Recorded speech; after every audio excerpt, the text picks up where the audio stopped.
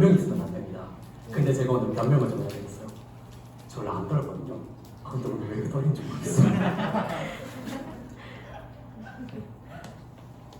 그래서 우리 예배하니까 예배함이 성공함이니까 그런 사소한 문제 따위는 우리 제쳐두고 함께 기쁜 마음으로 예배했으면 좋겠습니다.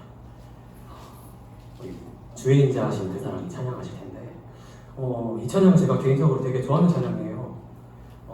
가사를 보면 이게 혹시 국문과서 문학 전공하고 계시다? 네, 한 번밖에 없군요. 그럼 제가 자유롭게 편한 얘기를 할 수 있겠습니다. 굉장히 가사가 이항대립적이에요. 보면 주의 인자하신 그 사람이 있고 그 다음에 손길이 있고 그 다음에 임재가 있고 보혈인데 이건 하나님의 속성이고 내 거에 관련된 속성은 이제 내 생명과 눈물과 근심과 상처거든요. 이제 찬양을 준비하면서 이 곡을 보면서 든 생각이 나는 하나님의 거에 더 매여 있는가 아니면 내 생명과 눈물과 근심과 상처에 더 매여 있는가를 생각을 해보면은 당연히 후자인 것 같다는 생각이 너무 많이 들게 하는 그런 가사라서 여러 가지 생각이 들게 해서 우리 함께 이런 마음을 가지고 이제 찬양했으면 좋겠습니다. 우리의 소원과 기쁨이 하나님과 함께 하는 것이기를 우리 축복하는 마음으로 함께 찬양할게요.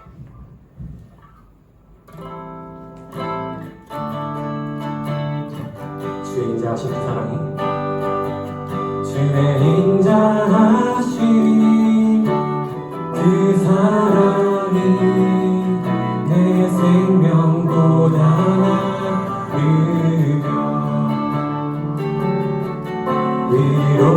위로하시는 주 손길은 내 눈물보다 귀하다.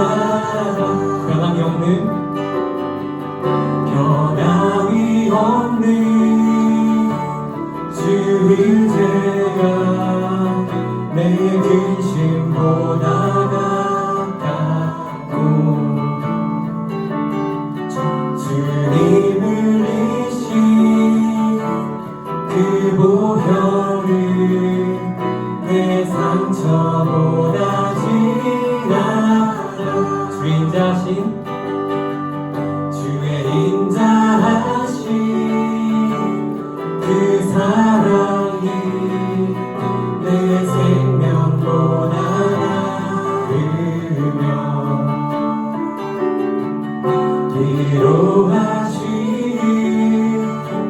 주 손길은 내 눈물보다 귀하다. 변함이 없는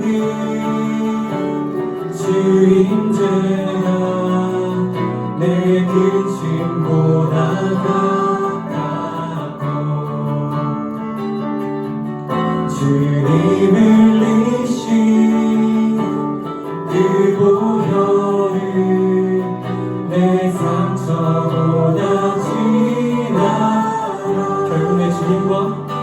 결국 내 주님과 함께 사는 것 나의 영원한 소원.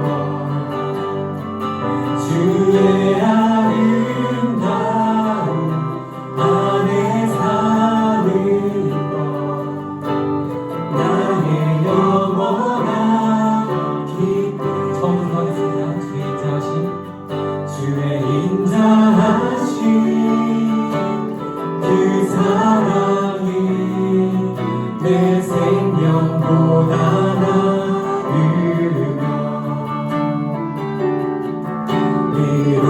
위로하시는 주 손길은 내 눈물보다 귀하다.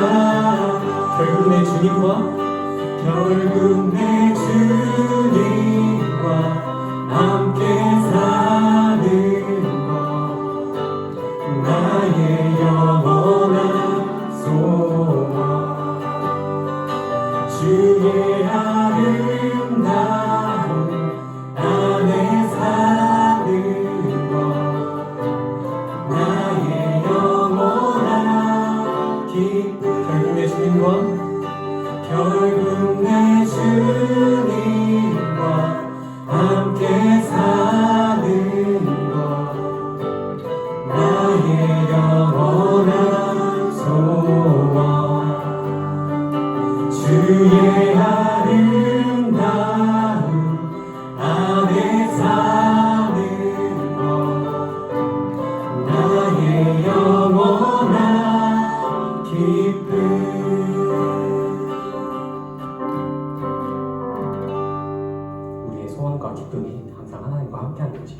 소망합니다. 열방의 소망 되신 주님, 우리 그 크신 주님의 이름 함께 찬양하겠습니다.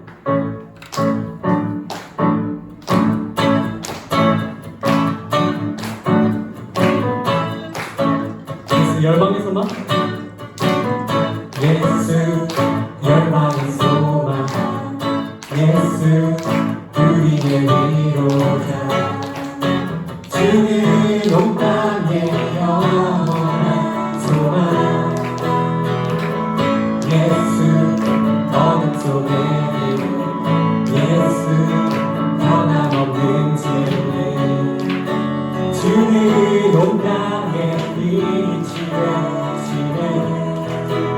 우리 위해 죽으시고 다시 사신 생명의 주, 우리 위해 죽으시고 다시 사신 생명의 주,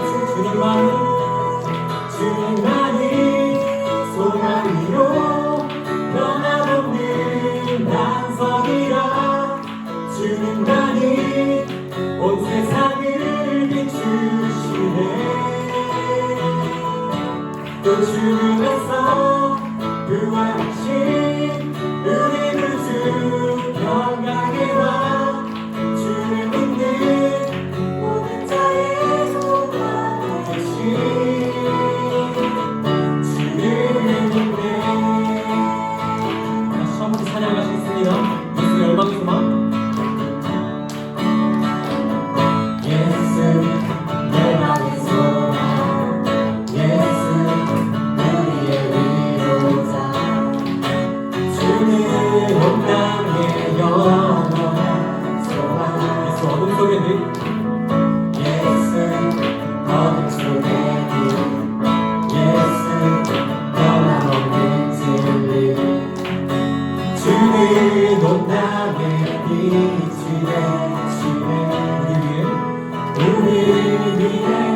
죽으시고 다시 사신 생명의 주, 우리 위해 죽으시고 다시 사신 우리 위해 죽으시고, 우리 위해 죽으시고 다시 사신 생명의 주,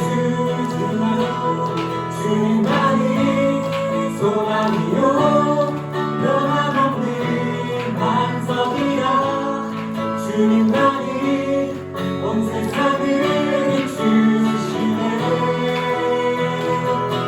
죽음에서 부활하신 우리 구주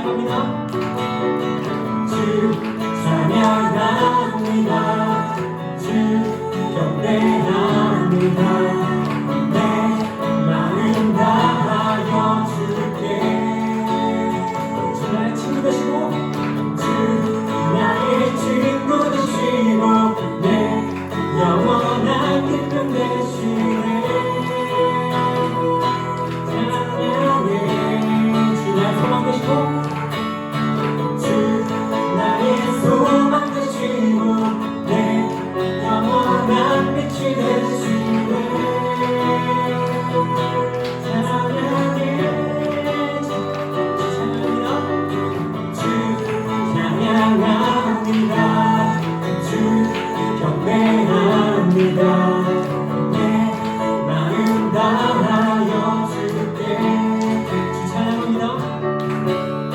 주 찬양합니다. 주 경배합니다. 내 마음 다하여 주께 주 나의 친구 되시고 주 나의 친구 되시고 내 영원한 기쁨 되시네. 찬양해 주 나의 소망 되시고 주 나의 소망 되시고 내 영원한 빛이 되시네. 찬양해 주 나의 친구 되시고 주 나의 친구 되시고 내 영원한 기쁨 되시네. 찬양해 주 나의 소망 되시고 내 영원한 빛이 되시네. 찬양해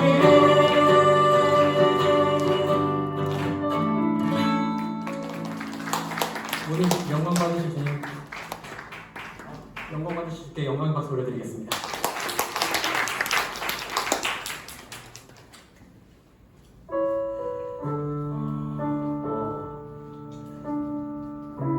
온전히 우리가 바라고 소망해야 할 것이 예수 그리스도와 그리고 예수 그리스도의 그 십자가이고요. 그리고 주께서 우리를 사랑하시는 줄 믿습니다. 그 가사를 묵상하며 6대를 향하여 함께 찬양하시겠습니다.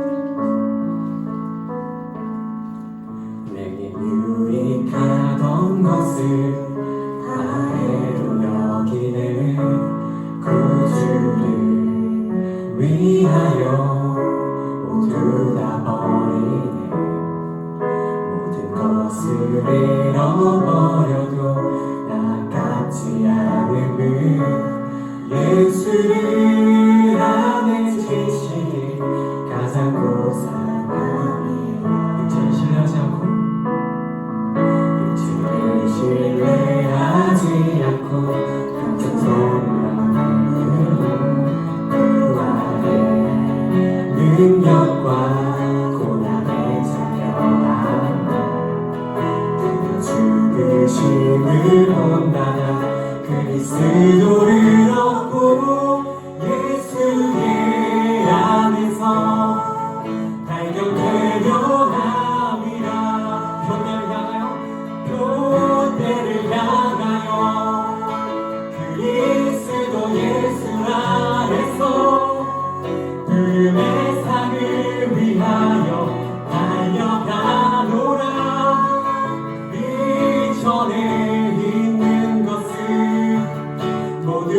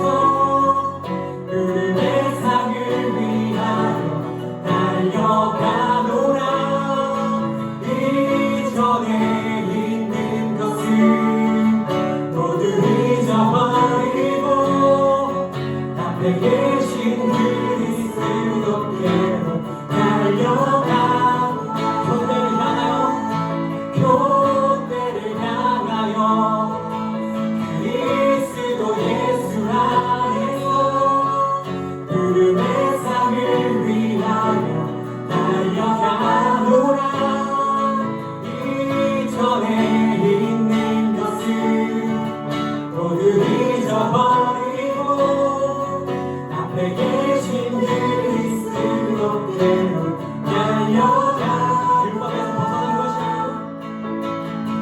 율법에서 벗어난 것이 아니요 오직 그리스도를 믿는 믿음으로 난 것이라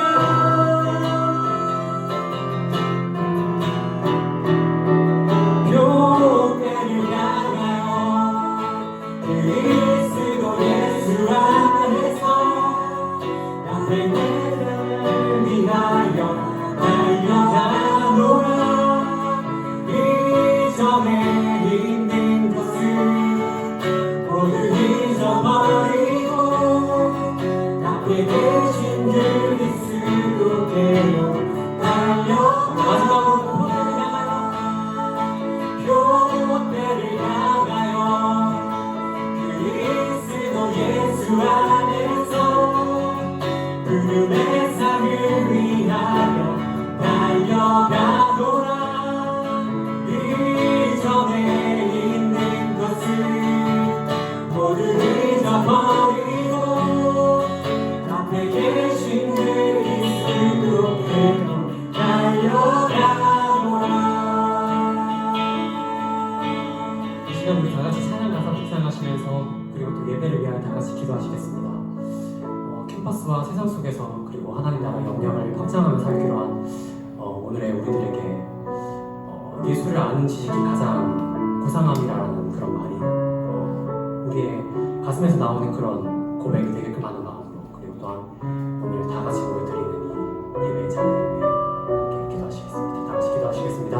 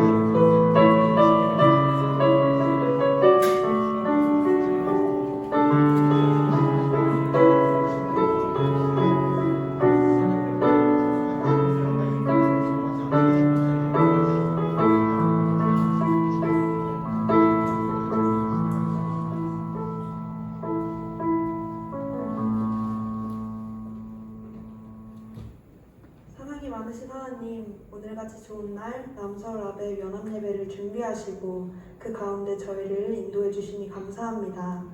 더운 날이 지나고 선선한 날씨가 시작되는 가을을 이 땅 가운데 허락하셔서 매일 아름다운 날들 통해 지친 육신과 정신적 피로를 회복해 하시니 감사합니다.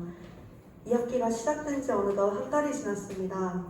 우리 아베포들이 캠퍼스와 세상 속에 하나님 나라 운동이라는 슬로건을 가지고 복음이 더 널리 전파되는데 힘쓰는 자들 될 수 있도록 함께 해주세요.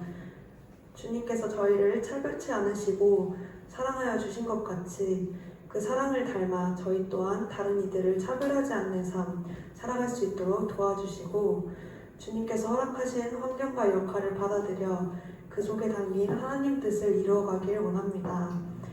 어떤 상황 가운데 있더라도 늘 함께 해주시는 하나님을 기억하며 살아가게 해주세요. 세상의 지혜와 능력이 아닌 오직 우리에게 영원한 구원을 주시는 하나님의 지혜와 능력을 붙잡고 흔들림 없이 그리스도의 십자가를 바라보는 저희 될 수 있도록 붙잡아 주시고 십자가 구원을 믿지 않는 자들이나 이를 비웃는 이들에게 전도를 쉬지 않을 용기와 힘을 더하여 주세요. 주님, 이전까지 대가를 바라며 섬기고 인정을 기대하며 열심을 보였다면 이 자리를 통해 회개하고 주님께 용서를 구하길 원합니다. 자신을 통해 복음을 믿는 수많은 영혼이 기쁨이고 보람이라고 고백했던 바울처럼 복음을 위해 권리를 포기하고 부르심에 합한 사명감으로 즐거이 헌신하는 저희 될 수 있도록 인도해 주세요. 오직 주님을 기쁘시게 하는 삶을 위해 고민하고 절제하며 충성을 다하는 남서울 아베포 될 수 있도록 도와주세요. 이 시간 말씀을 전하여 주실 최인기 간사님을 축복해 주시고 진리의 말씀을 전하실 때 성령 충만함으로 큰 힘 부어주셔서 모두가 은혜의 시간 될 수 있도록 함께 해주세요. 오늘 이 자리에 모인 모두가 주님의 말씀을 통해 더 은혜받는 귀한 시간 되게 하여 주시고 세상의 빛과 소금된 자들로 구분되어 캠퍼스와 세상 속의 하나님 나라 운동을 해나갈 힘을 얻어가는 시간 될 수 있도록 인도해 주세요. 이 시간 모두가 주님만을 예배하고 찬양하는 시간 되길 바라고 주님께서 끝까지 함께 해주실 줄 믿으며 예수님의 이름으로 기도합니다. 아멘.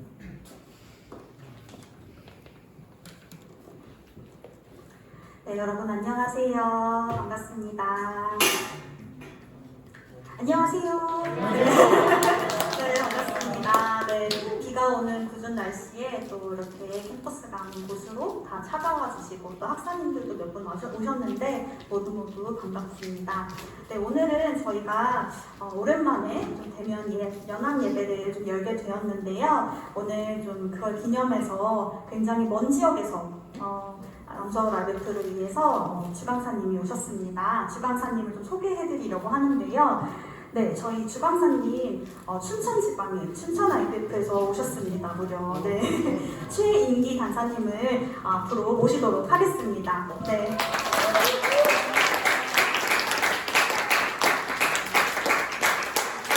네, 간사님의 말씀 전해주실 때 많이 은혜 받으시면 좋겠습니다.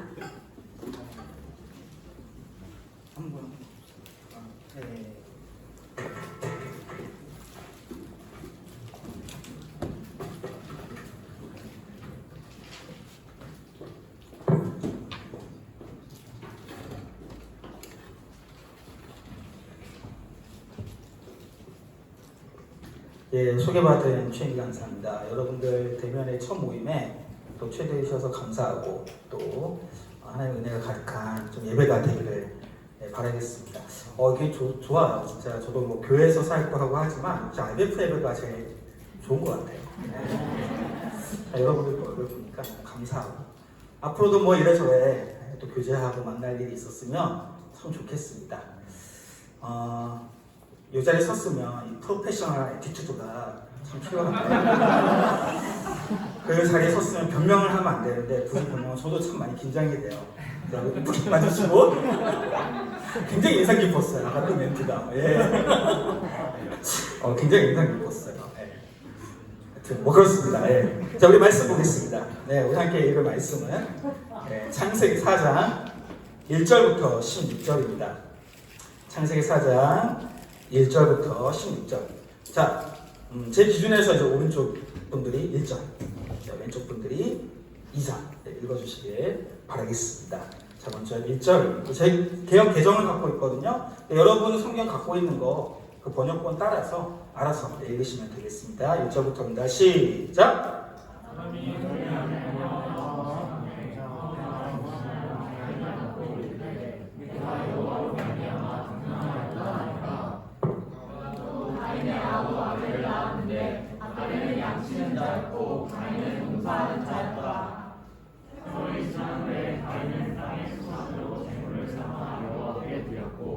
아벨은 자기도 양의 첫 새끼와 그 기름으로 드렸더니 여호와께서 아벨과 그의 제물을 받으셨으나 가인과 그의 제물을 받지 아니하신지라. 가인이 몹시 분하여 안색이 분하니 여호와께서 가인에게 이르시되 내가 분하여 함은 어찌 됨이며 안색이 분함은 어찌 됨이냐.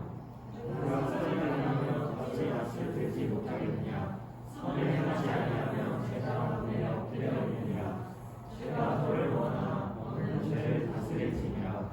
가인이 그의 아우 아벨에게 말하고 그들이 들에 있을 때 가인이 그의 아우 아벨을 쳐 죽이니라. 여호와께서 가인에게 이르시되 내 아우 아벨이 어디 있느냐. 그가 이르되 내가 알지 못하나이다. 내가 내 아우를 지키는 자니까. 이르시되 내가 무엇을 하였느냐. 내 아우의 빗소리가 땅에서부터 내게 호소하느니라. 땅이 그의 입을 벌려 내 손에서부터 내 아우의 피를 받았은즉 내가 땅에서 저주를 받으리니 내가 밭을 갈아도 땅이 다시는 그 혈육을 내게 주지 아니할 것이요 너는 땅에서 피하며 유리하라.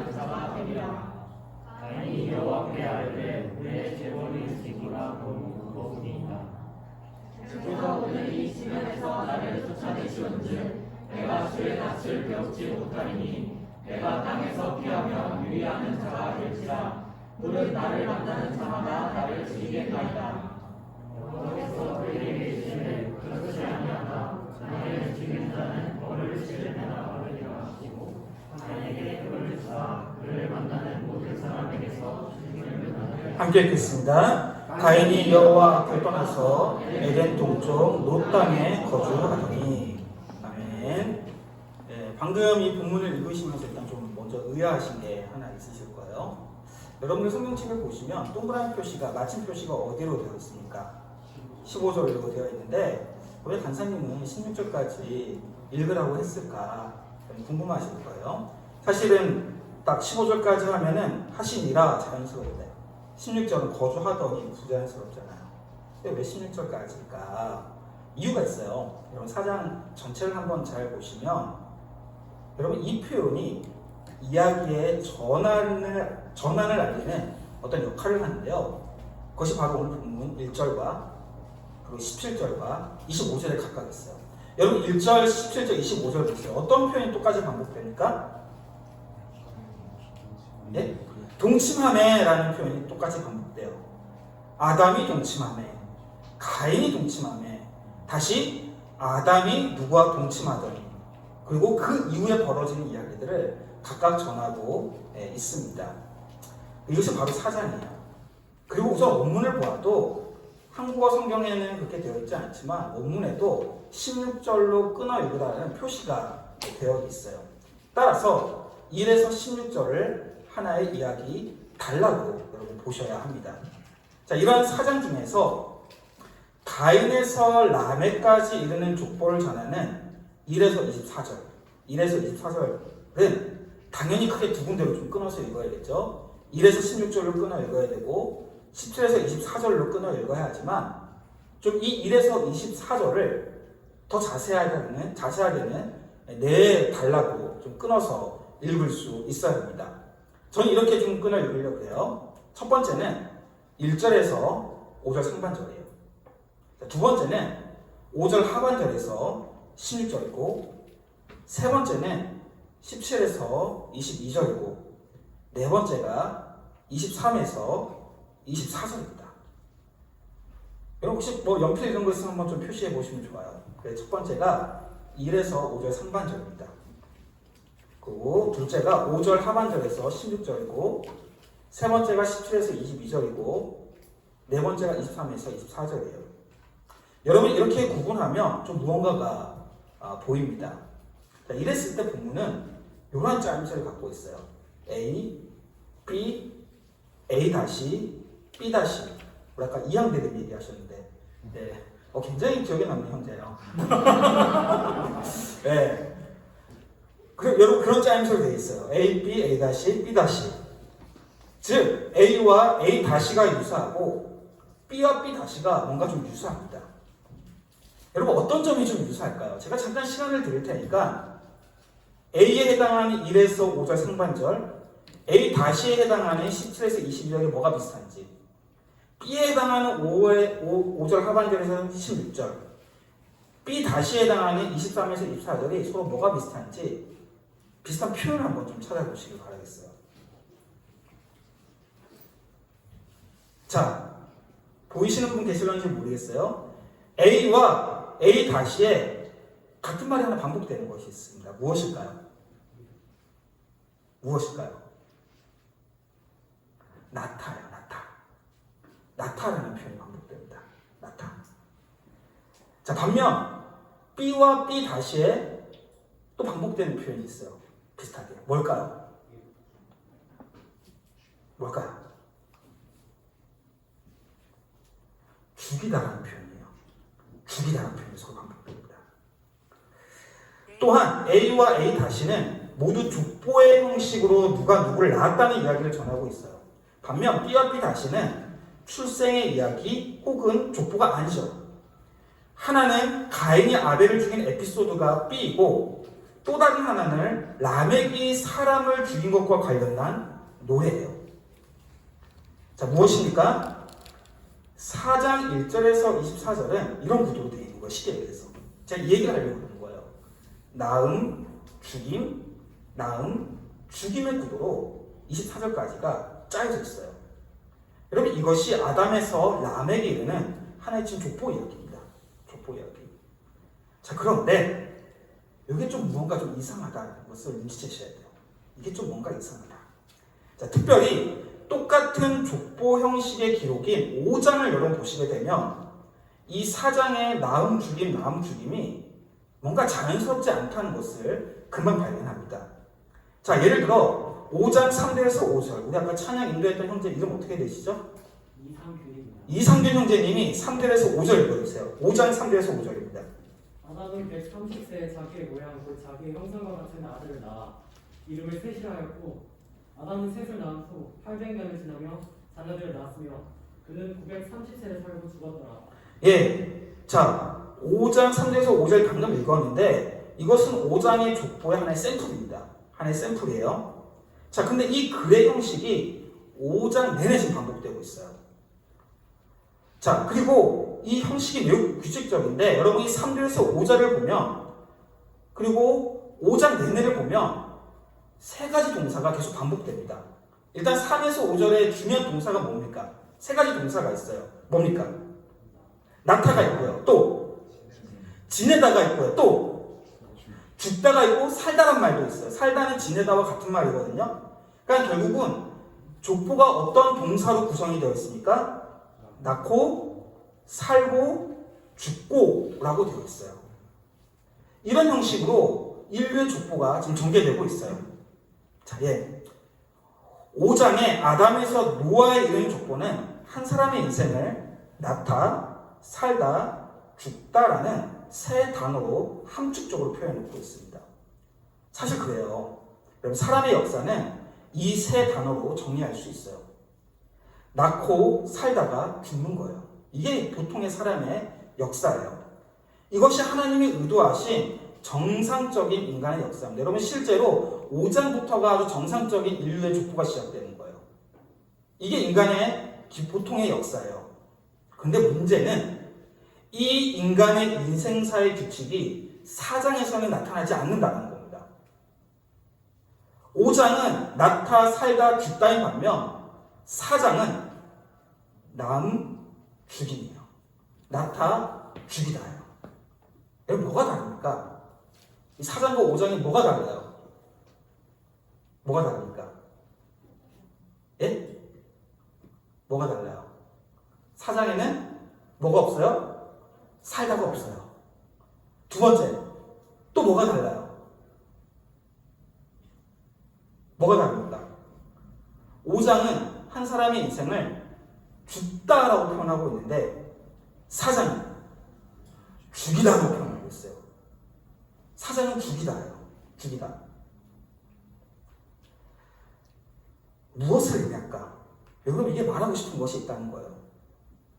살기의 부재는 살기의 왜곡은 죽음이 아니라 죽임을 낳는다는 것을 4장은 지금 이야기하고 싶은 거예요. 이것이 4장이 고발하는 죄의 실체입니다.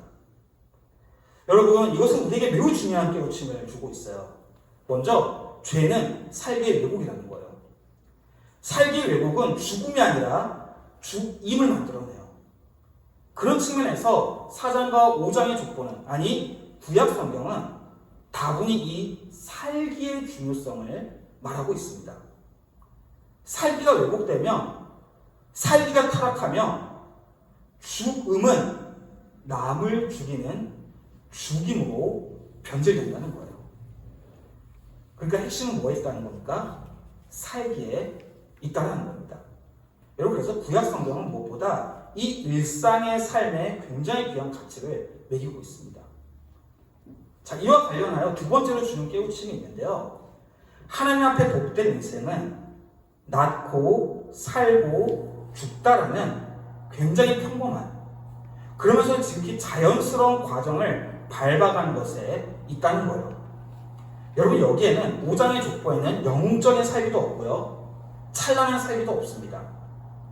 당연하고 자연스러운 인생의 과정이지만 이 5장의 사람의 인생사들을 너무 평범해, 너무 단순해라고 폄하할 수 없는 것은 그것이 하나님의 창조 세계가 의도한 바로 인간의 삶의 역사이기 때문에 그래요.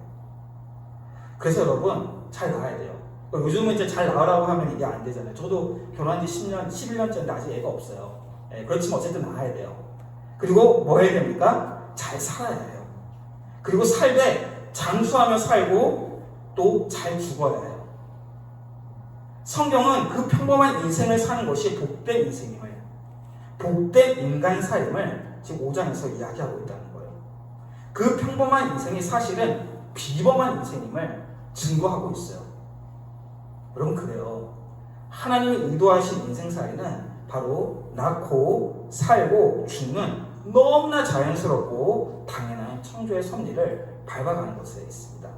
여러분 이것은 전도자의 신학에서 발견되는데요. 전도서 3장 7절에서 10절을 보게 되면 즐겁게 사는 것, 장수하며 사는 것에 대한 삶의 예찬을 하고 있습니다. 문제는 여러분 그것이 생각보다 쉬운 것처럼 보이지만 그게 생각보다 쉽지 않다는 것에 문제가 있어요. 여러분 얼마나 많은 사람들이 그 살기가 왜곡되어서 누군가의 정서를, 누군가의 마음을, 누군가의 인격을, 누군가의 목숨을 쥐고 있는지 우리는 뉴스에서 정말 자주 접할 수 있습니다. 하나님이 창조하신 피조세계를 죽입니다. 그런 모습들도 우리에게 있는 거예요.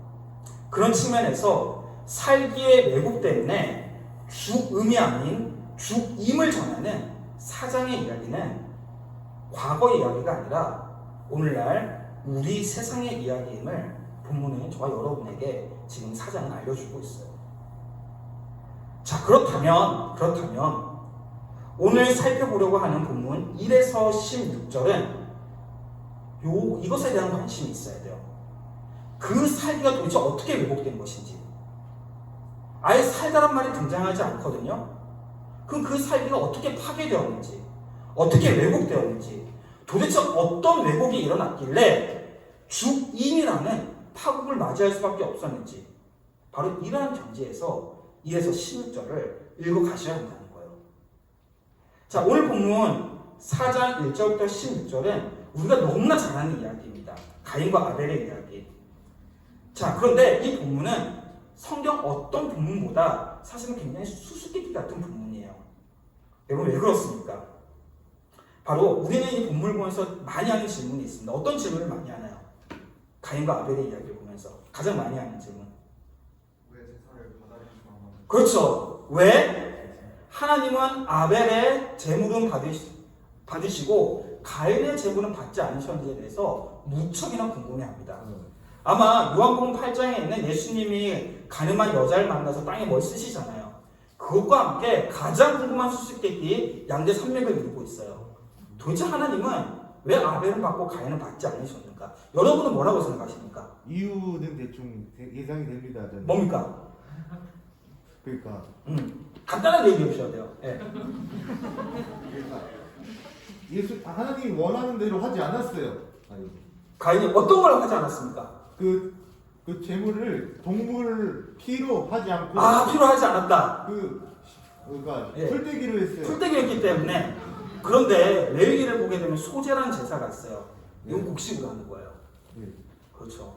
자, 신학자들이 그렇게 대답하는 사람이 있어요. 틀린 건 아닙니까? 예, 그런데 소제라는 제사 때문에 이게 좀 설명이 안 돼요.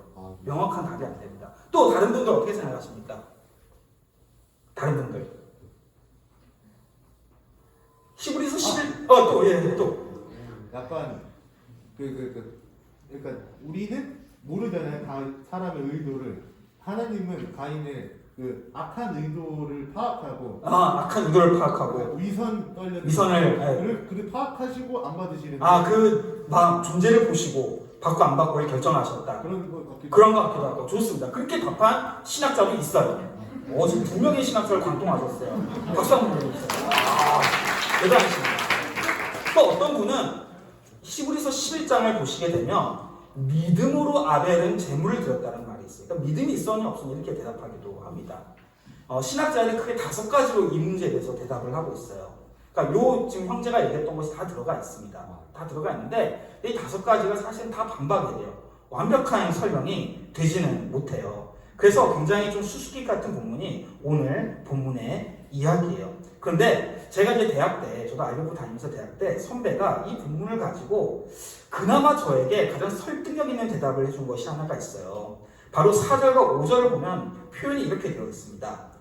아벨과 그의 재물, 가인과 그의 재물, 이렇게 표현이 되어 있어요. 즉 재물을 받으시는 문제가 아니라 그 사랑을 받으셨다라고 좀 얘기하는 거예요. 그러니까 제 리더가 그렇게 얘기했었거든요. 대학 때 IBF 리더가 그렇게 얘기했는데 저는 그게 굉장히 탁월한 대답이라고 생각을 했어요. 그러니까 재물이 아니라 그 존재를 보신 거다, 이렇게 얘기를 한 거죠. 그러나 사실 또 곰곰이 생각해 보니까 속시하는 대답이 되지 못하는 것 같아요. 왜냐하면 도대체 가인이라는 사람이 좀 어떻길래, 아벨이라는 사람이 도대체 어떤 사람이었는지에 대해서 계속해서 궁금증을 유발하기 때문에 그래요. 도대체 어떤 사람이었던 거지? 본문에는 안 나와 있거든요. 어떻게 보면 같은 질문으로 다시 되돌아가는 것 같아요. 자, 이런 수수께끼를 풀기 위해서라도 우리는 오늘 본문을 매우 자세하게, 매우 꼼꼼하게 살펴보아야 합니다. 자, 먼저 1에서 2절만 다시 한번 좀 읽어보도록 하겠습니다. 1에서 2절입니다. 시작. 아담이 그의 아내 하와와 동침하매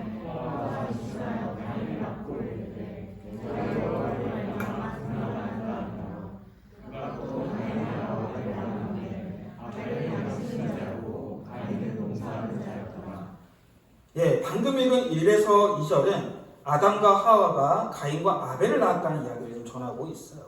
자, 이 중 아담이 하와와 동침했다는 1절의 맨 앞구절을 좀 빼면은 1절 하반절에서 2절을 이렇게 좀 끊어 읽을 수 있습니다. 제가 어떻게 끊어 읽는지 한번 잘 보세요. 하와가 임신하여 가인을 낳고 이르되 내가 여호와로 말미암아 등남하였다 아니라 끊고, 그가 또 가인의 아우 아벨을 낳았는데 끊고, 아벨은 양치는 자였고 끊고, 가인은 농사하는 자였더라. 여러분 보이십니까? 자, 본문은 가인의 출생, 아벨의 출생, 아벨의 직업, 가인의 직업, 이렇게 되어 있어요. 가인의 출생, 아벨의 출생, 아벨의 직업, 가인의 직업, 이런 식으로 되어 있는 거예요. 여러분, 이게 말하고 싶은 것이 하나 있습니다. 바로 아벨의 삶, 가인의 삶은 출생의 문제에서부터 뭔가 결정이 되었다는 거예요. 출생의 문제에서부터. 즉 가인과 아벨이 그렇게 태어났기 때문에 가인과 아벨이 그러한 삶을 살았다는 것을 얘기하고 싶어요. 그렇다면 과연 이들의 출생에는 어떠한 기점이 있었을까? 자, 그 이들의 출생만을 이야기하는 1절 하반절에서 2절 상반절만 다시 한번 좀 읽도록 하겠습니다. 시작. 제가 정확하게 이제 볼게요. 하와가 임신하여부터요. 자, 시작. 하와가 임신하여 가인을 낳고 이르되 내가 여호와로 말미암아 등남하였다 하니라. 그가 또 가인의 아우 아벨을 낳았는데. 자, 방금 좀 이거 한번 잘 보세요. 여러분, 이거 좀 되게 이상하지 않아요? 저는 이거 읽으면서 되게 이상하다 생각했어요. 되게 이상하다 생각했어요. 혹시 내가 집에서 둘째의 신분 한번 손 들어보세요. 둘째. 형제 둘째. 둘째의 신분들 이거 보는데 좀 이상하지 않아요? 좀 이상하다가 아니라 이게 좀 화가 나지 않아요? 화가 나야 돼. 둘째들이 이거 화가 나고, 첫째들은 왜? 이런 얘기 나오거든요. 네. 참고로 저는 첫째예요. 네. 근데 둘째들이 이거 읽으면 이상한데 또 기분이 좀 나쁜데 이 느낌이 딱 오셔야 돼. 왜 그렇습니까? 왜 그럴까요? 가인을 낳았을 때는 뭔가 말이 있어요. 하와가. 아벨을 낳았을 때는요, 아무 말이 없어요. 지금 아무 말이 없어요. 아벨을 낳았을 때. 둘째는 요거 좀 되게 좀 기분 나빠. 왜 둘째 낳았을 때는 아무 말이 없어? 형 낳고 언니 낳았을 때는 뭔가 되게 좋은 말 하는데 요게 좀 이상한 거예요. 제 본문을 보니까 요게 굉장히 이상해요. 여러분, 이 구절은요 이상한 게 아니고요. 여러분, 이 구절을 좀 잘 보셔야 돼요. 이게 이상하다고 눈치채셔야 돼요. 이게 이상하다는 사실을 보셔야 사실 오늘 본문 전체가 풀려진다 해도 과언이 아닌 구절이에요. 무엇이 있어요? 아까도 얘기했지만 가인한테는 말이 있는데 아벨한테는 말이 없습니다. 여러분, 가인을 낳고 난 후 하와의 이 고백에 어떤 감정이 배어있다고 좀 보이십니까? 감사. 네, 감격스러워하고요, 감사하고요, 경탄에 차 있어요. 매우 벅찬 감격에 지금 빠져 있습니다. 아마 아이를 낳지 못하다가 어렵게 낳았기 때문일 수도 있겠죠. 그래서 여호와로 말미암아 등남하였다라고 지금 말하고 있지 않나요? 자, 그렇다면 하나님에 대한 감사, 감격을 우리는 이 5절에서 좀 느끼게 됩니다. 그러나 원문을 좀 보면 좀 뉘앙스가 좀 달라요. 사실 뉘앙스가 좀 다릅니다. 먼저 원문에는 여호와로 말미암아라고 되어 있지 않고요, 여호와와 함께라고 되어 있어요. 정확한 번역은 그렇습니다. 여호와와 함께. 또한 여기서 등남하였다는 보통 구약에서 얘기하는 내가 아들을 낳았다라는 표현을 쓰지 않고 내가 얻었다, 내가 생산했다라는 단어를 써요. 여러분, 그래서 세번역 성경 갖고 계신 분, 세번역 성경 갖고 계신 분 계세요? 뭐라고 되어 있습니까? 등남하였다가 얻었다라고 되어 있어요. 세번역에는 얻었다라고 되어 있습니다. 여러분, 요 히브리어 단어가 이 카니티라고 하는 단어예요. 카니티. 이건 내가 생산하고 내가 만들었다라는 뜻이에요. 결국 하고 싶은 말은 무엇이냐? 지금 하와가 얼뜻 보면 하는 게 감사하고 있는 것 같지만 사실 이런 거예요. 여호와께서 나와 함께 이 가인을 만드는 데 도와주신 거고, 그냥 나는 내 힘으로 이 아들을 생산해냈다, 내가 만들어냈다라고 지금 감격하고 있는 거예요. 하나님을 향한 신앙의 표현처럼 보이지만 내가 내 능력으로 바로 이 아이를 만들어냈다라고 하는 어떤 당찬 감격이 지금 들어가 있는 거예요. 다시 말해 하와가 자기 자신을 생명 생산의 주역으로 내세우는 것이 바로 이 1절의 하와의 고백이에요. 하와의 말이에요. 혹시 교만 이런 겁니까? 그렇죠. 비슷하게 그렇게 얘기할 수 있는 거죠. 여러분, 세번역 갖고 계신 분들은 이 얻었다라는 말에 나나주가 있습니다. 나나주 어떻게 되어 있습니까? 얻었다라는 말에 나나주가 있어요. 세번역에. 아이라는 말과 비슷해요. 예, 이 얻었다라고 하는 말이 가인의 이름하고 발음이 비슷합니다. 발음이 비슷해요. 발음이 비슷합니다. 무엇이냐면 내가 낳은 아들, 내가 만들어낸 아들이라는 감격이 지금 가인이라는 이름에 고스란히 배겨 있다는 거예요.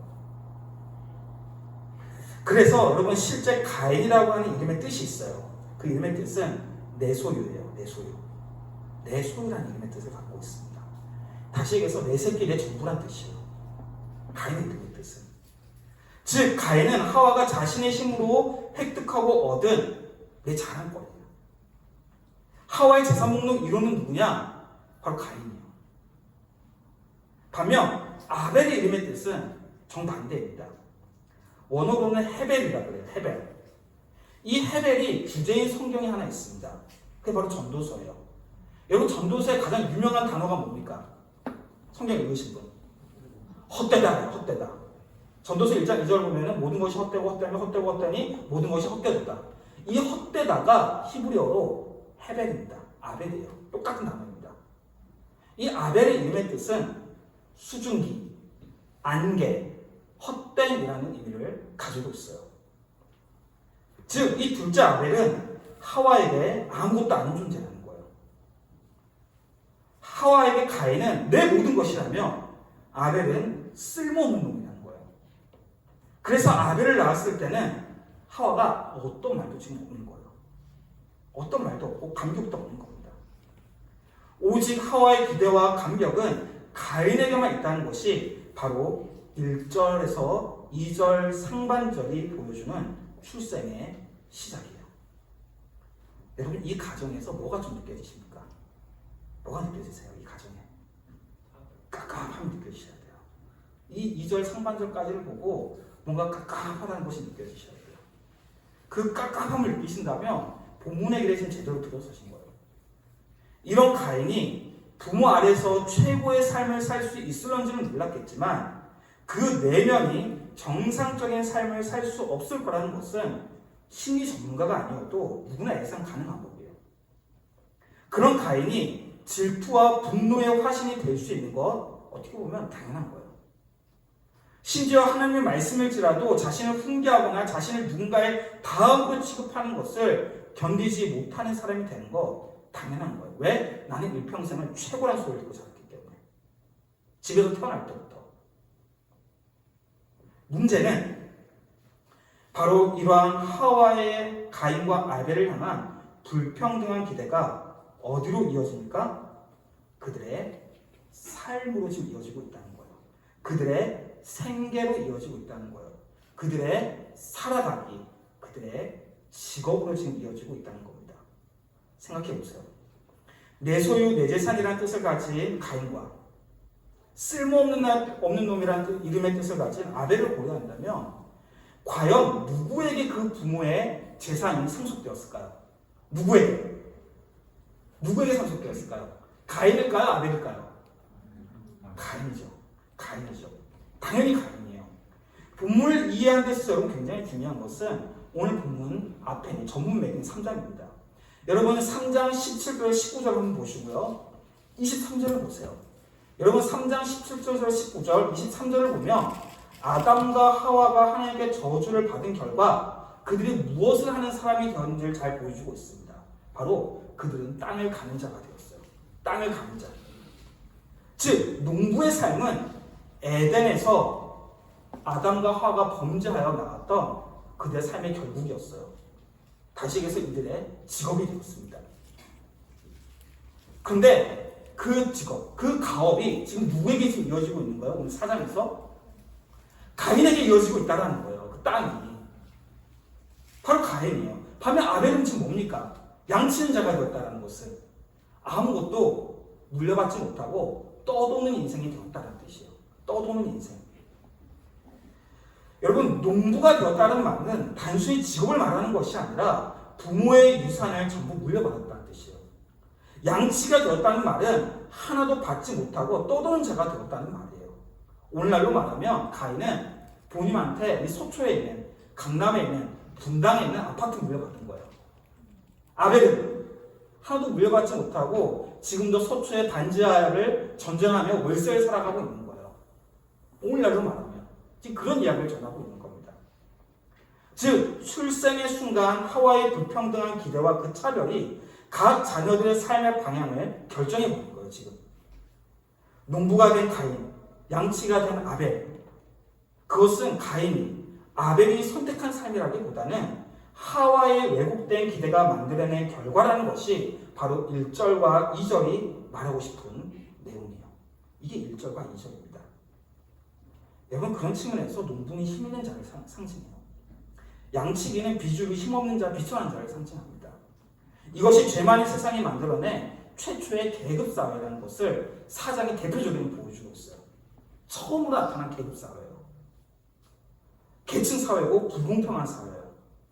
그래서 3장에 나오는 선과 악을 알게 하는 나무의 열매를 따먹은 사건은 여러분 이 4장까지 계속 이어지고 있는 겁니다.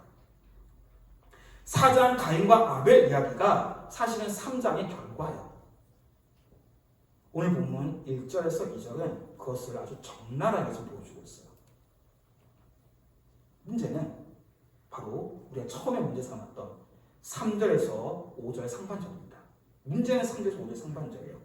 자, 여러분 이 구절도 한번 끊어 읽어보면 좋을 것 같아요. 우리 상준 형제님, 죄송해요. 오늘 굉장히 인상적이어서 3절에서 5절 상반절을 어떻게 끊어 읽을 수 있을까요? 한번 해보세요. 4장 말씀하시는 4장 3절에서 5절 상반절. 세월이 지난 후에 가인은 땅에서 산으로 재물을 사나 여호와께 드렸고 아벨은 자기 노예와 첫 새끼와 그 기름을 드렸더니 여호와께서 아벨과 그의 재물을 받으셨으나 가인과 그의 재물을 받지 아니하신지. 그러니까 어디서 끊어 읽어야 되냐라는 거예요. 제가 지금 요청한 거는 다른 분 누가 좀 우리 형제 뒤에 있는 형제 혹시 할 수 있으시겠어요? 네. 네. 저처럼 아까 끊고 이런 표현을 하셔야 돼요. 네. 해보세요 한번. 비켜드리겠습니다. 네. 가인과 그의 재물을 받지 3절부터요. 3절부터. 네, 3절부터. 네. 세월이 지난 후에 가인은 땅의 소산으로 재물을 삼아 여호와께 드렸고 아벨은 자기도 양의 첫 새끼와 맞나요? 여호와께서 아벨과 그의 제물을 받으셨으나 가인과 그의 제물을 받지 않으시니. 제 질문이 굉장히 어려웠나요? 아까 제가 1절에서 2절 끊어 읽었잖아요. 끊고. 마찬가지로 3절에서 5절 상반절도 끊어 읽을 수 있다는 거예요. 어떻게 끊어 읽을 수 있냐라는 겁니다. 네. 한번 누가 해보실 분? 해보실 분? 여러분 오늘 그냥 말씀 들으러 왔을 거라 생각하는데 이 간사님 왜 이렇게 자꾸 시키나? 전혀 되게 많이 시켜요. 네, 되게 많이 시키고 질문 되게 많이 해서 수련 학생들 평가했거든요. 제발 좀 질문 그만 좀 하라고. 저는 가만히 있으면 안 돼요. 여러분 참여해 주셔야 돼요. 그래서 같이 만들어갈 수 있어요. 어떻게 끊어읽을 수 있습니까? 찾으셨어요? 누가 해보실까요? 형제님 한번 해보세요. 오케이. 네. 세월이 지난 후에 가인은 땅의 소산으로 끊고 제물을 삼아 여호와께 드렸고 끊고 네. 아벨은 자기도 양의 첫 새끼와 그 기름으로 드렸더니 끊고 여호와께서 아벨과 그 제물을 받으셨으나 끊고 가인과 그 제물을 받지 아니하신지라 끊고 가인이 몹시 거기까지요. 아니하신지라까지. 예. 그렇게 되면은 5개로 지금 끊어 읽으신 거예요. 5개로. 자, 다르게 좀 나 끊어 읽을 수 있다 하시는 거예요. 다르게. 제가 이렇게 계속 하는 게 되게 중요하기 때문에 그래요. 자, 시간이 없으니까 제가 한번 해볼게요. 자, 세월이 지난 후에 가인은 땅의 소산으로 제물 삼아 여호와께 드렸고 끊고 아벨은 자기도 양의 첫 새끼와 그 기름으로 드렸더니 끊고 여호와께서 아벨과 그의 제물은 받으셨으나 끊고 가인과 그의 제물은 받지 아니하신지라. 이렇게 네 군데를 끊어볼 수 있어요. 자, 여러분 보이세요? 자, 앞서 제가 1에서 2절을 어떻게 끊어 읽었습니까? 가인의 출생, 아벨의 출생, 아벨의 직업, 가인의 직업이에요. 재밌게도 3절에서 5절 상반절 역시 이 1에서 2절과 똑같은 구도로 되어 있습니다. 바로 가인의 제물드림, 아벨의 제물드림, 하나님이 아벨의 제물 받으심, 하나님의 가인의 제물 받지 않으심. 같죠? 그렇죠? 가인, 아벨, 가인. 1에서 2절이 그렇고 3절에서 5절도 가인, 아벨, 가인 이렇게 되어 있어요. 이렇게 기록이 되어 있어요. 이렇게. 제가 이걸 얘기하려고 했던 거예요. 이걸. 여러분, 가인, 아벨, 가인이라는 구조에 있어서 1에서 2절과 3절에서 5절 상반절은 아주 의도적인 짝을 이루고 있어요. 다만 차이가 있다면 앞에 것은 하와에 의해서 주도된 것이라면 뒤에는 하나님에 의해서 주도된 것이라는 차이만 있을 뿐이에요. 여러분, 이런 짜임새가 말하고 싶은 것이 있어요. 이런 유사한 구조가 말하고 싶은 것이 있다는 거예요. 바로 1에서 2절에 나타난 하와의 불평등한 기대, 불평등한 두 형제의 삶이 어디서 전복되고 있습니까? 3절에서 5절 상반절 하나님에 의해서 지금 전복되고 있다는 거예요. 그것을 전복시키고 있다는 거예요. 그렇다면 여러분 매우 중요한 질문을 할 수 있습니다. 과연 가인을 받지 않고 아벨을 받으신 하나님의 행동이 불공평한 겁니까? 아니면 하와가 만들어내고 두 형제의 삶에서 나타나는 불공평을 지금 바로잡고 있는 겁니까? 뭡니까? 하나님이 지금 불공평하게 가인은 안 받고 아벨은 받으신 거예요? 아니면 그 하와가 만들어낸 불공평을 하나님은 다시 잡고 있는 겁니까? 제가 이해가 되지 하고 싶은 겁니다. 지금 바로 잡고 있는 거예요. 하나님이 3절에서 5절 상반절에서 바로 잡고 있는 겁니다. 모든 것을 이미 가진 가인이 아닌 아무것도 아닌 존재, 비천한 존재, 어떤 기대와 소망을 전혀 받지 못한 존재, 평생 쓸모없는 놈이라 불린 아벨을 하나님이 제사의 현장에서만큼은 지금 높여주고 있는 것이 3에서 5절 상반절의 이야기라는 거예요. 지금 거기서 귀하게 말씀하시는 거예요. 아벨에게. 따라서 이것은 하나님의 불공평한 짐을 받으심이 아니라는 겁니다. 오히려 하나님이 원래 의도한 창조 질서를 회복하는 치유행위, 구원행위, 은혜의 행위라고 3절에서 5절 상반절을 지금 보아야 하는 겁니다. 하나님이 원래 창조한 세상은 그런 세상이 아니었잖아요. 보시기에 좋았더라. 아름답고 선한 세상이었잖아요. 여러분, 이러한 본문의 내용을 우리 예수님은 아주 일목요연하게 정리하셨습니다. 먼저 된 자가 나중되고, 나중된 자가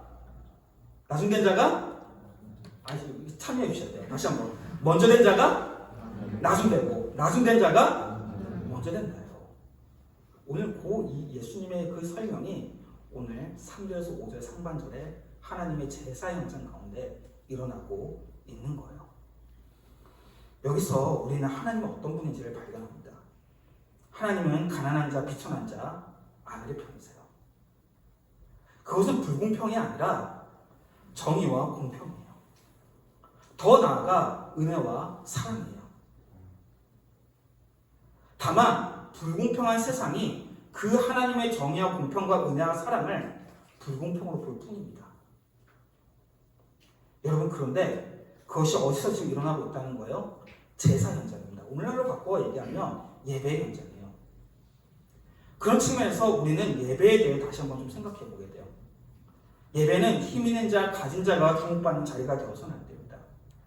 이 시대와 사회가 정해준 힘의 논리를 멈추고 정복하는 현장이 예배의 현장이 되어야 해요. 그런 측면에서 예배는 불공평하고 불평등한 시대를 정복하는 공간과 시간이 되어야 하는 겁니다. 오늘날 우리가 회복할 예배의 능력은 바로 이것이어야 해요. 모든 것을 가진 가인이 아니라 아무것도 없는 아벨이, 모든 것을 가진 부자와 종교지자들의 헌금이 아니라 겨우 2렛돈밖에 드릴 수밖에 없는 가난한 과부의 헌금이 우리 주님께 최고의 헌신으로 여겨지는 그 현장이 우리의 예배가 되어야 하는 거예요. 그래서 제가 오늘 본문의 제목을 뭘로 잡았습니까? 공평한 불공평이에요. 가인은 받지 않고 아벨을 받으신 게 불공평해 보이지만 사실은 그건 공평이었다는 거예요. 결국 우리는 왜 하나님이 가인은 받지 않고 아벨을 받으셨는가 묻기 전에 왜 하와는, 왜 이 시대는, 왜 우리는 가인을 선택했는가? 왜 우리는 소외되고 방황하는 아벨을 만들어냈는가를 먼저 질문해야 돼요. 왜 하나님이 불공평하신가 묻기 전에 왜 하와는, 왜 우리는, 왜 나는 불공평한가 먼저 물어야 해요. 그럴 때 오늘 3절에서 5절 상반절에 하나님의 선택은 불공평이 아니라 질문을 던져야 될 것이 아니라 느낌표라는 것을 발견해요. 느낌표예요. 하나님의 해답이에요. 하나님의 처방이에요. 하나님의 치유고, 하나님의 은혜이고, 하나님의 구원이고, 하나님의 사랑이 3절에서 5절 상반절이라는 느낌표를 얻게 돼요. 여러분, 이 본문을 읽으며 이러한 화를 보며 제가 문득 떠올린 한 사람이 있습니다. 바로 예수님의 어머니 마리아예요. 마리아. 자, 우리 함께 누가복음 1장을 좀 넘어가겠습니다. 누가복음 1장입니다. 자, 누가복음 1장 46절에서 55절입니다. 자, 이 구절은 마리아가 예수님을 그 배에 잉태하고 드렸던 찬송입니다. 찬양이에요. 자, 한번 교독하겠습니다. 제가 먼저 46절에 있습니다. 마리아가 이르되 내 영혼이 주를 찬양하며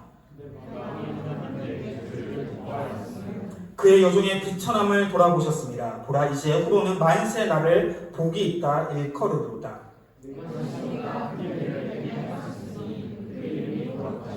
긍휼하심이 두려워하는 자에게 대대로 이르는도다.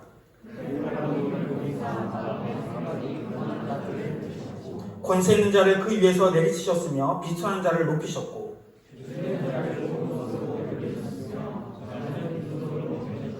그 종 이스라엘을 도우사 긍휼히 여기시고 기억하시되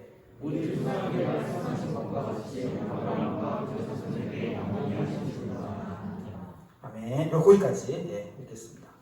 여러분, 지금 요 마리아의 찬양을 한번 잘 보세요. 기도라고도 할 수 있는데 한번 잘 보세요. 마리아는 자신의 힘으로 잉태하였다라고 지금 말하고 있지 않습니다. 마리아는 줄곧 자신을 여종이라고 얘기하고 있어요. 중요한 것은 마리아는 자신의 잉태를 보며 다음과 같은 고백을 하고 있다는 사실입니다. 그의 팔로 힘을 보이사 마음의 생각이 교만한 자를 흩으셨고 권세 있는 자를 그 위에서 내리치셨으며 비천한 자를 높이셨고 줄 있는 자는 좁은 곳을 배불리셨으며 부자는 빈손으로 보내셨도다. 마리아는 하나님의 허락하신 잉태가 높은 자는 낮추시고 비천한 자는 높이는 구원 역사의 순간임을 지금 알아채고 있어요. 하와 그리고 가인과 아벨의 불공평의 역사가 그 삶의 목이 죽임을 만드는 역사가 절단나는 순간임을 지금 마리아는 알아차렸어요. 바로 그 아들이 우리 구주 예수 그리스도세요. 예수 그리스도의 출생 사건이 이 땅에 오시는 사건을 그렇게 마리아는 이 찬양의 가사 속에 이야기하고 있는 거예요. 이 하와와 마리아는 이렇게 하고 굉장히 극적인 대조를 이루고 있습니다. 모든 생명의 첫 어머니라 불리는 하와는 실패하였지만 새 생명의 첫 어머니 마리아는 그 실패를 지금 바꿔버렸어요. 하와로 시작된 죄의 사슬이 마리아와 그의 아들 예수 그리스도에 의해 비로소 구속되었어요. 그리고 한국교회는 정확히 가인과 아벨 이야기를 뒤집는 것으로 시작했습니다. 양반이 아니라 백정 박성춘을 최초의 장로로 세운 공당골교회, 지금의 승동교회 종로에 있는 승동교회. 자기 집 머슴 이자익을 자신이 출석하는 교회 초대 장로로 세울 뿐만 아니라 깍듯하게 장로님으로 부르고 심지어 목사가 되기까지 지원을 아끼지 않았던 양반 조덕상 장로. 한국교회가 혼란의 조선 말기에 구원의 방주가 될 수 있었던 것은 바로 가인과 아벨의 불공평을 가장 앞서서 뒤집었기 때문입니다. 여러분, 이것이 한국교회가 처음 가졌던 능력이에요. 복음도 잘 전했지만 천한 신분 때문에, 가난 때문에, 여자라는 이유 때문에 불공평한 대우를 받던 아벨 같은 사람을 교회 당 현장에서만큼은 이름 있는 자로, 존귀한 자로, 하나님의 형사로 높여주었기 때문에 복음이 조선 땅 곳곳에 전해질 수 있었던 거예요.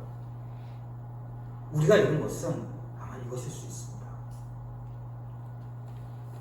사실 여러분, 오늘 이 가인과 아벨의 이야기의 결말은 비극입니다. 비극이에요. 태어날 때부터 최고라는 소리만 듣고 자란 가인이 하나님이 이런 모습에 참을 수 있었을까요? 아벨만 없으면 제사 현장에서 내가 최고라는 말을 들을 수 있을 거라고 아마 생각했을 거예요. 그래서 그만 가인과 아벨을 죽여버립니다. 여러분, 이러한 비극을 뒤집는 첫 번째 이야기는 야곱의 이야기예요. 사실 야곱의 이야기입니다. 야곱도 두 형제 이야기거든요. 닮아있어요. 그리고 그것도 둘째가 주인공이에요. 둘째가. 자, 그런데 궁극적으로 이 이야기를 뒤집는 사건은 앞에서도 이야기했지만 예수 그리스도의 오심과 그가 선포하신 하나님 나라입니다. 본문은 저와 여러분에게 던지신 있습니다. 이 비극. 누가 예수 그리스도의 복음으로 이 비극을 뒤엎을 것인가? 어떤 신앙 공동체가 가인과 아벨의 이 비극의 사슬을 절단낼 것인가? 어떤 신앙 공동체가 바로 마리아의 노래와 같은 그리스도의 복음의 능력을 나타낼 것인가?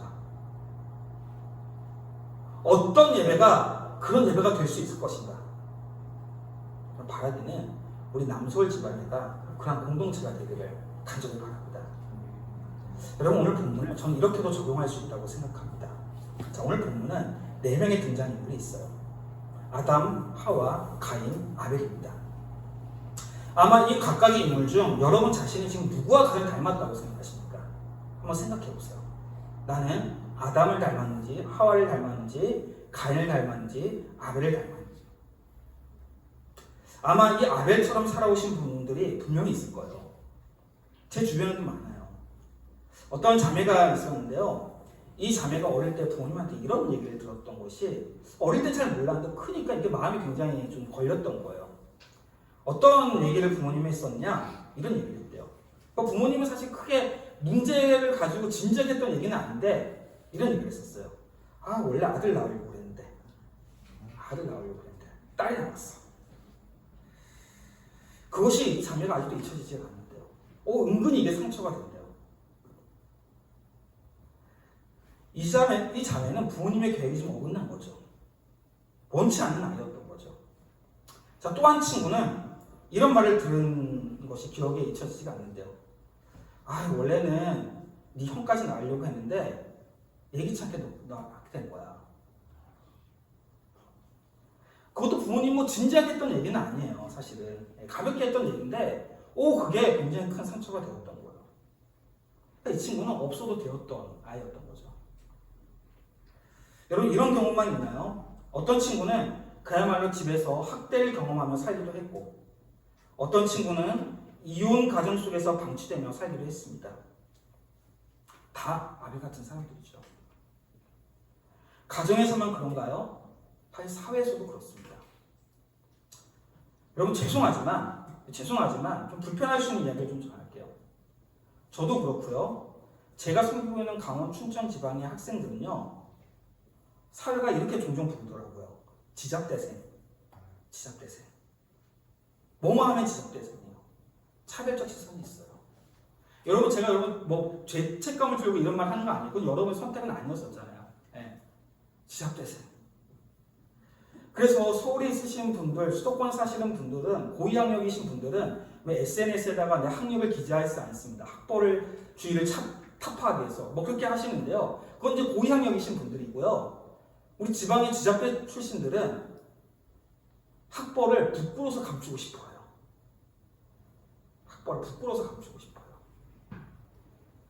사회가 그렇게 우리를 바라보는 차별적 시선이 있어요. 바로 이 사회가 만들어낸 아벨들이에요. 그래서 그들에게 사회는 너희들의 최고의 꿈은 어디까지냐? 공무원까지라고 딱 제시해놔요. 여러분, 실제로 제가 가졌던 많은 제 강원대를 오랫동안 섬겼는데 최고 관계 공무원이에요. 공무원. 그런 측면에서 저는 우리 학생들이 이 시대의 아벨과 같다는 생각을 참 많이 하게 돼요. 어떤 이는 가인으로 살기도 합니다. 여러분, 집에서 혹시 첫째이신 분 있나요? 첫째이신 분? 우리는 이 가인의 죄성을 기본적으로 갖고 있을 수 있어요. 저도 첫째예요. 저도 첫째입니다. 여러분, 인정은 싫겠지만 우리 문화에서는 대부분 첫째 혜택이 분명히 있어요. 제 동생도 아이들 같이 했거든요. 같이 했는데 제 동생도 그것 때문에 얼마나 많은 상처를 받았는지 몰라요. 우리 어머니가 그런 얘기를 해요. 야, 내가 너를 네 오빠보다 못해준 거 없다. 저도 그렇게 사실 생각하거든요. 근데 우리 동생은 그게 아니라는 거예요. 그러니까 둘째만 느낄 수 있는 불평등이 분명히 있어요. 그래서 제가 감사한다고 했었을 때 저희 동생은 네가 감사냐고 이런 시선이 있었어요. 지금 이게 네가 여러분, 그렇게 우리는 가인으로 자라서 아벨을 만들어냈을 수도 있습니다. 싫든 좋든 우리는 그렇게 살고 있을 수도 있어요. 뭐 꼭 가정만일까요? 심지어 신앙 공동체 안에서도 얼마든지 그럴 수 있어요. 어떤 이유가 되었든 신앙 공동체가 좋게 여기는 어떤 조건들이 많아서 항상 가인처럼 귀하게 여김받는 거예요. 항상 가인처럼 귀하게. 여러분, 그렇다면 가인과 같은 혜택을 우리는 알게 모르게 받고 자라가는 거예요. 또 어떤 이는 이 모든 일의 주역 하와일 수도 있습니다. 난 하와가 아니라고 생각하시나요? 여러분, 아니요. 나도 모르게 사회적 조건, 신체적 조건, 기타 등등의 조건 등으로 사람을 차별하고 배제하고 줄세우게 하는 경우가 있었을 수 있어요.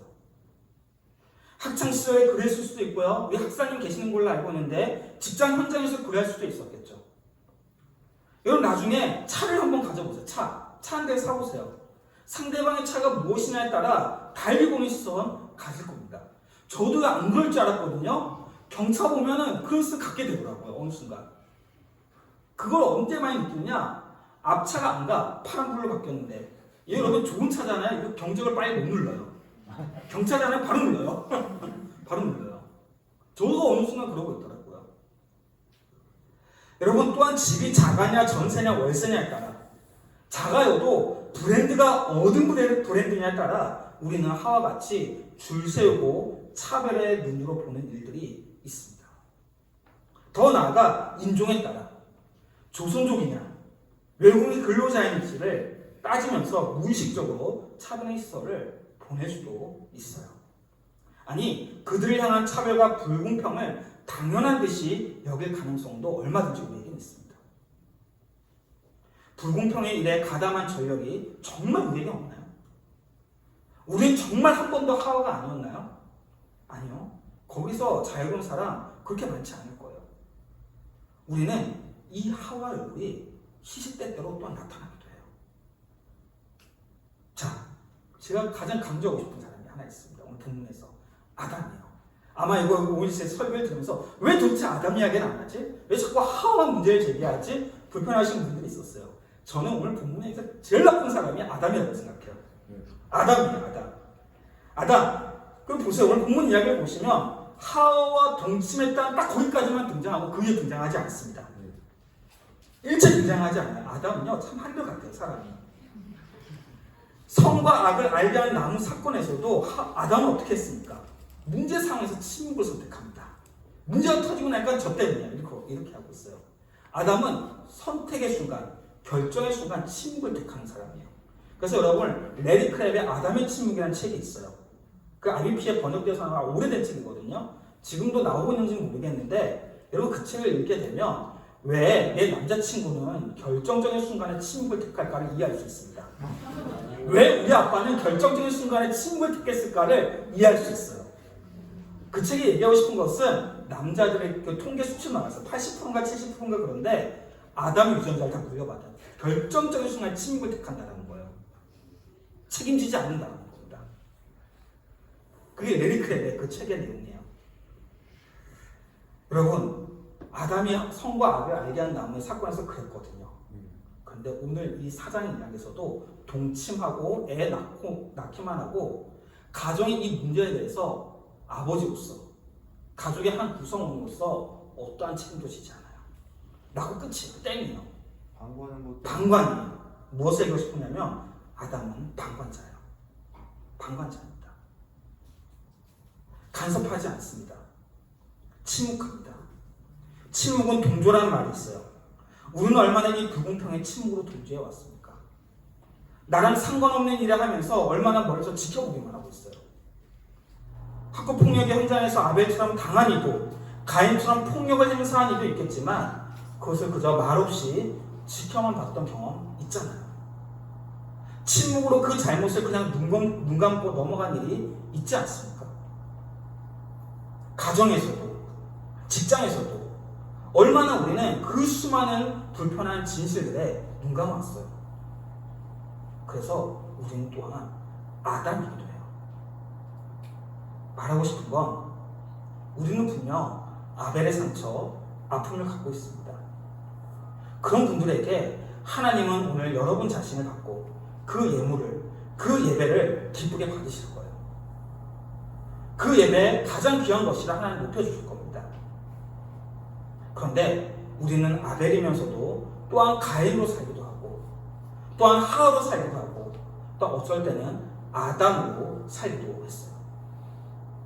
우리는 이 등장인물 중 유독 한 사람과 가까울 수도 있겠지만 그 외에 다른 인물들의 얼굴이 아주 없는 것은 아닙니다.